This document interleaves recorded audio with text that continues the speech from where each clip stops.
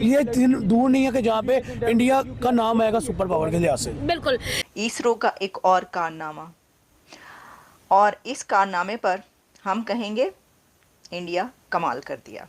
इसरो ने एक और अचीवमेंट जो है वो हासिल की है। इंडिया की जो स्पेस एजेंसी है, इसरो जिसे कहते हैं, उसने पहली दफा स्पेस डॉकिंग की है।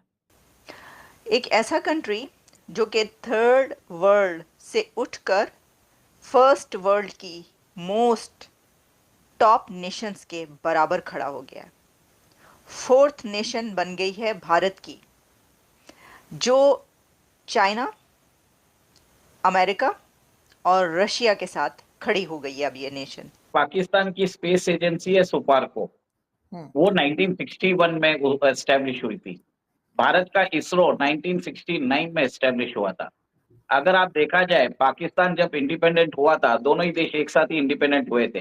पाकिस्तान की जीडीपी भारत से बहुत ही अच्छी थी 1980 तक।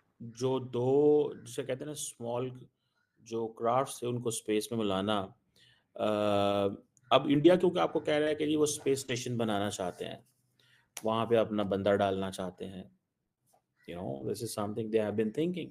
इसरो जो है वो 8% ऑफ जीडीपी देता है इंडिया को।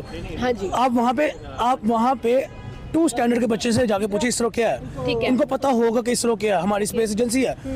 ठीक है।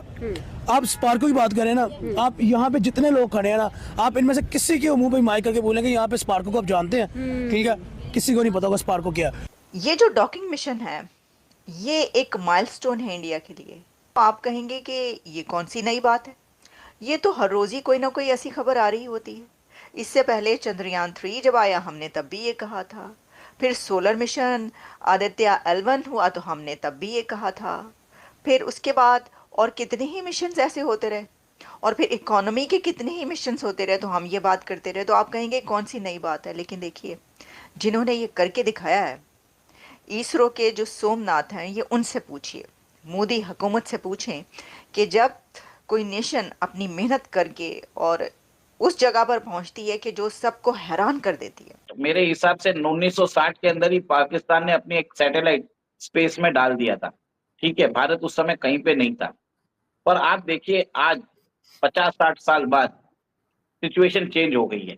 ठीक है, पाकिस्तान का सुपार्को का नाम कहीं पे नहीं है, और भारत जिसने इतना बड़ा स्ट्राइड्स किया है, वो सोचिए कहां से कहां पहुंच गया है।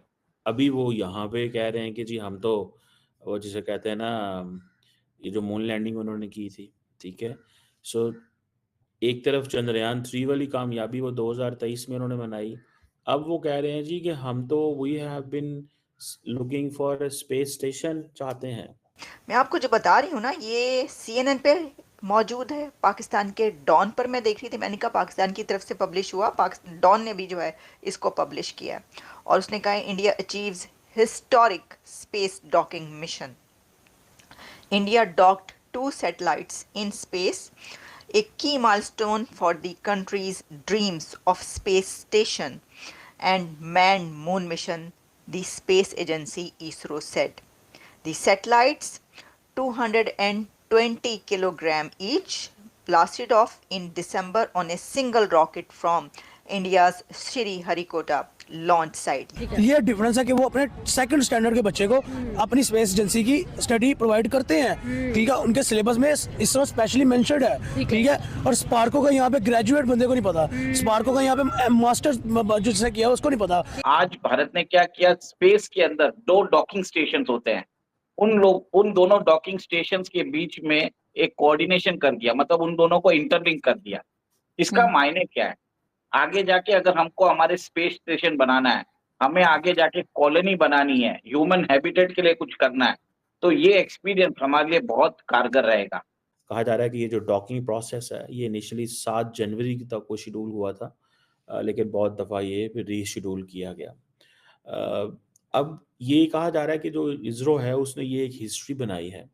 इंडिया चौथा मुल्क है दुनिया के अंदर जो इस तरह की टेक्नोलॉजी रख रहा है, जिसके बारे में ये कहा गया है कि India joins elite club of Nations. ये इलीट क्लब को ज्वाइन करना इतना आसान नहीं होता, उसके लिए आपको खुद उनके बराबर लाकर खड़ा करना होता है, और इसके लिए आपको बहुत मेहनत करना पड़ती है जो कि भारत ने करके दिखाई है। मैं समझती हूँ कि भारत के नेबरिंग कंट्रीज़ को भारत से लर्न करना चाहिए।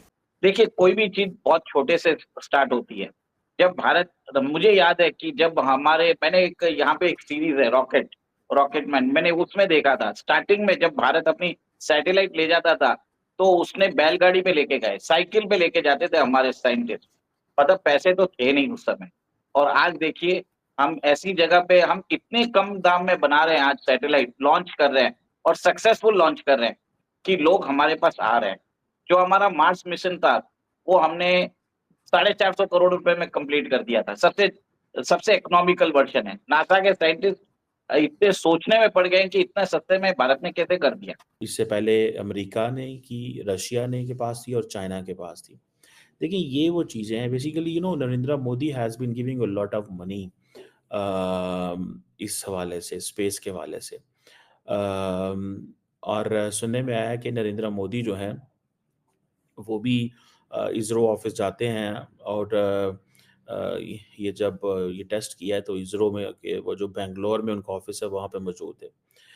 आप दी मोस्ट पॉपुलस कंट्री, देखिए कहा जाता है कि जो कंट्री सबसे ज़्यादा आबादी वाला होता है उसके लिए बड़ी परेशानियां होती हैं, उसके लिए आगे बढ़ना मुश्किल होता है। वो आहिस्ता आहिस्ता रिंग रिंग के चलता है, फिर आगे पहुंचता है। उसकी तो आबादी इतनी है, उसकी तो पावर्टी इतनी है, गुर्बत ही इतनी है इंडिया में।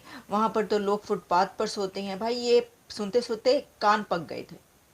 लेकिन फिर एक टाइम ऐसा आया कि ये खबरें आना बंद हो गईं और खबरें ऐसी आना शुरू हुई कि जो कामयाबी की सीढ़ियां चलती चढ़ी गईं। इसमें आप समझ लें कि इंडिया के जो एम्बिशन है कि स्पेस मिशंस में, ठीक है जी, वो पूरे हो रहे हैं और इंडिया जो है वो फाइनली इस चीज़ में आ गया है। देखिए एक होती है पॉलिटिकल विल, इंडिया बेसिकली जो ग्रेट पार्ट स्टेटस है वो अचीव करना चाहता है।